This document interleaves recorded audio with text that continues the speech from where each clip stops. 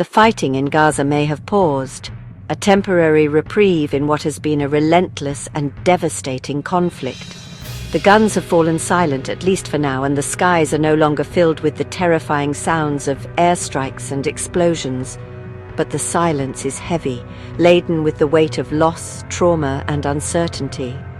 It's a silence that offers a moment to catch breath, to assess the damage, and to begin, however tentatively, to contemplate the future. But the storm of international action is only just kicking off.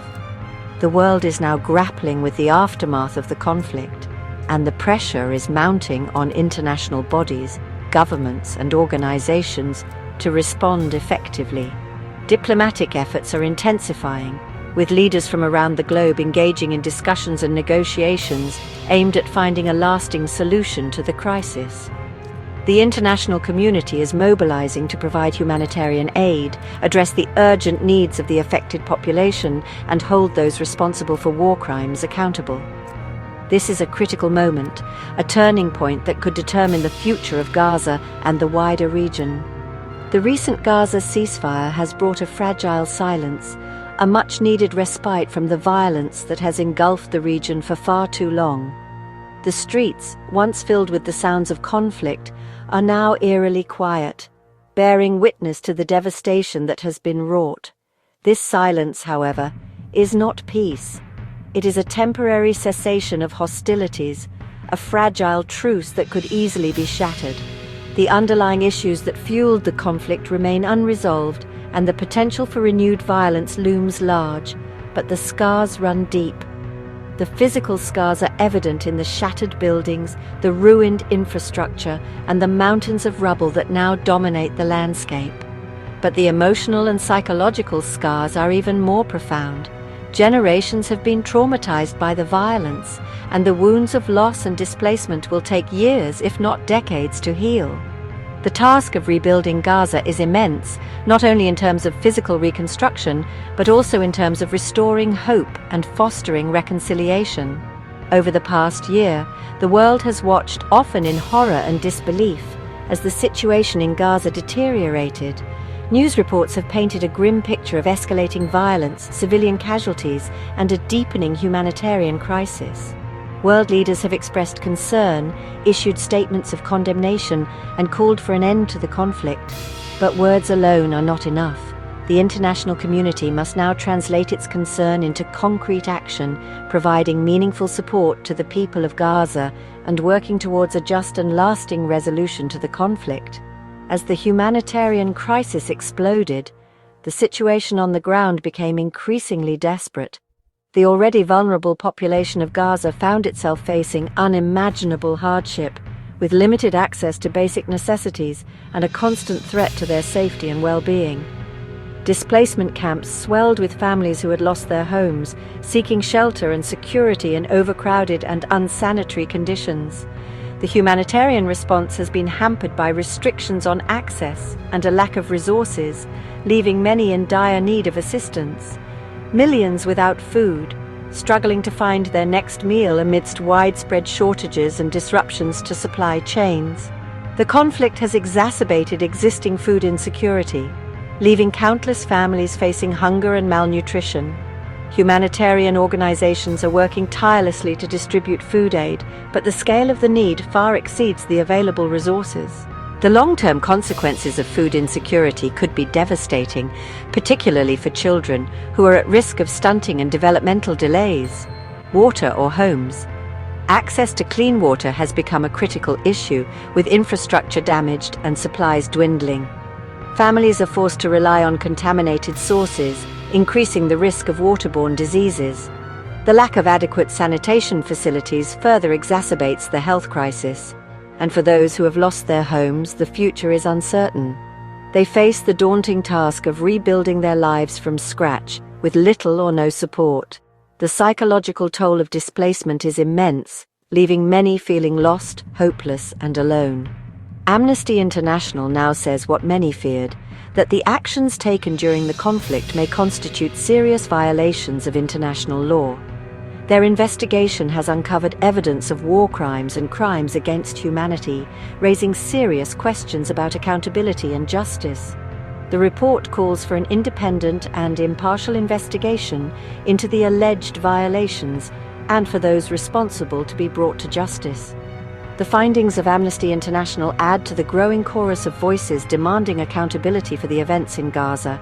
Israel's actions amount to genocide in Gaza. This is a grave accusation, one that carries immense weight and implications. The use of the term genocide reflects the severity of the alleged crimes and the scale of the suffering inflicted on the civilian population. The accusation is likely to further inflame tensions and complicate efforts to find a peaceful resolution to the conflict. It also underscores the urgent need for a thorough and impartial investigation into the events in Gaza to determine whether the threshold for genocide has been met. The International Criminal Court has even issued arrest warrants, a significant step that signals a growing determination to hold individuals accountable for their actions in Gaza. The ICC's involvement marks a turning point in the conflict as it opens the door to potential prosecutions for war crimes, crimes against humanity, and genocide.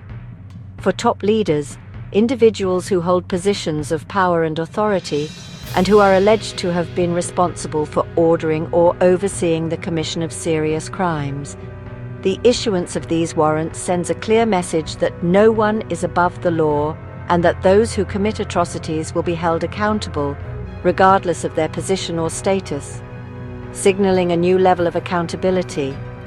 This is a watershed moment in the pursuit of justice for the victims of the conflict. The ICC's actions demonstrate a commitment to upholding international law and ensuring that those who commit atrocities are held responsible for their crimes. The pursuit of accountability is essential for deterring future violations and promoting a culture of respect for human rights.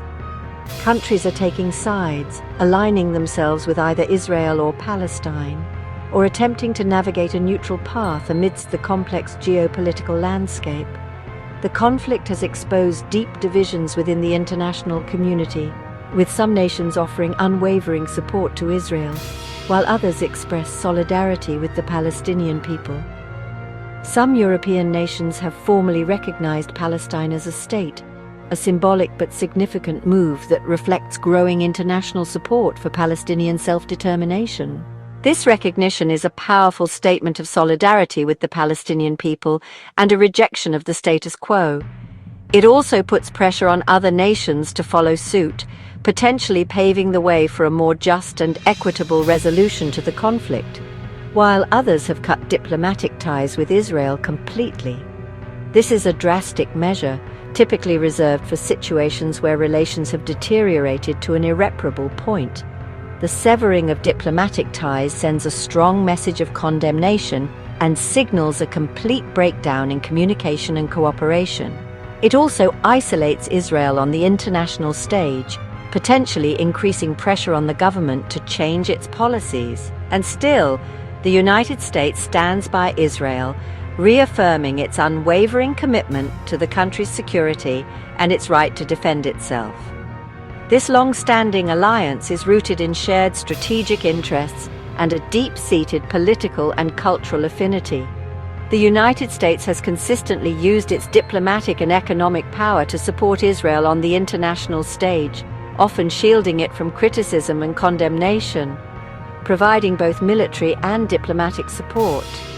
This support includes billions of dollars in military aid each year, as well as diplomatic backing in international forums, such as the United Nations. The United States has consistently vetoed resolutions critical of Israel and has used its influence to protect the country from international sanctions and other forms of pressure. This unwavering support has been a source of controversy, with critics arguing that it enables Israel to continue its policies towards the Palestinians with impunity. The UN reports both sides have committed war crimes, a damning indictment that underscores the brutality and lawlessness of the conflict.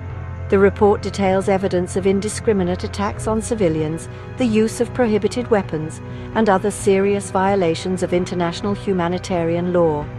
The findings of the UN investigation add to the growing pressure on both sides to hold those responsible for war crimes accountable, adding yet another layer of complexity. making it even more difficult to find a path towards peace and reconciliation.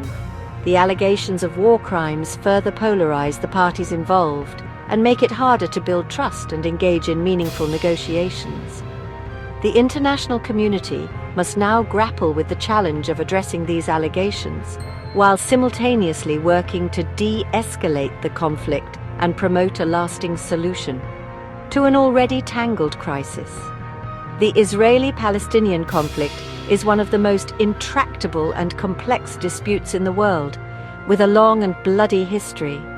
The conflict is rooted in competing claims to land, religious and cultural differences, and a deep-seated sense of injustice and grievance.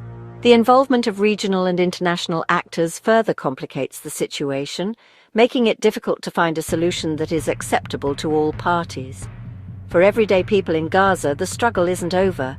The ceasefire may have brought a temporary respite from the violence, but the challenges they face are immense. They must cope with the trauma of the conflict, rebuild their lives, and navigate a complex and uncertain future. The resilience and determination of the people of Gaza are truly remarkable, but they cannot do it alone. Aid remains tightly restricted, preventing essential supplies from reaching those who desperately need them.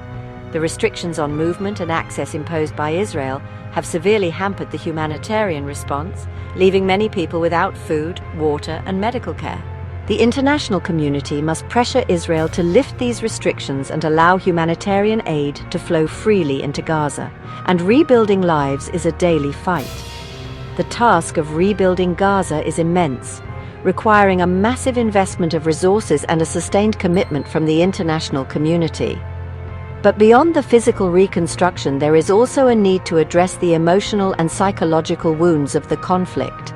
The people of Gaza need access to mental health services, education, and economic opportunities to help them rebuild their lives and create a more hopeful future. So, while world leaders argue and issue statements, often engaging in political posturing and failing to address the root causes of the conflict, the people of Gaza continue to suffer. The disconnect between the rhetoric of world leaders and the reality on the ground is stark and disheartening. The international community must move beyond empty words and take concrete action to support the people of Gaza and work towards a just and lasting resolution to the conflict. Ordinary families are left picking up the pieces.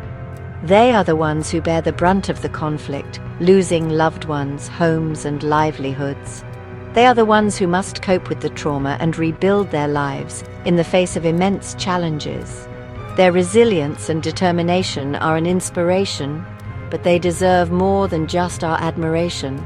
They deserve our support, our solidarity, and our commitment to working towards a better future for Gaza. The eyes of the world are on Gaza, watching and waiting to see what the future holds. The international community has a responsibility to ensure that the ceasefire holds, that humanitarian aid reaches those who need it, and that a genuine effort is made to address the underlying causes of the conflict. The world must not turn away from Gaza, but rather stand in solidarity with its people and work towards a just and lasting peace. The big question now, the question that hangs heavy in the air, is whether this ceasefire will be different from all the others that have come before. Will it lead to a genuine breakthrough in the peace process? Or will it simply be another temporary pause before the next round of violence? The answer to this question will depend on the willingness of all parties to engage in good faith negotiations, to address the root causes of the conflict, and to make the compromises necessary to achieve a lasting peace. Will this ceasefire finally bring real change, a tangible improvement in the lives of the people of Gaza, and a step closer to a just and lasting peace? Or will it simply be a fleeting moment of calm before the storm returns? The answer to this question lies in the hands of the leaders, the diplomats, and the international community as a whole. They must seize this opportunity to break the cycle of violence and build a better future for Gaza. Or is it just another pause in a never-ending cycle? A tragic pattern of violence, destruction, and despair that has plagued the region for decades. The fear is that without a genuine commitment to addressing the underlying issues, this ceasefire will simply be another brief interlude before the next round of fighting erupts. The challenge is to break free from this cycle and create a new reality for Gaza, one where peace, security, and prosperity are within reach.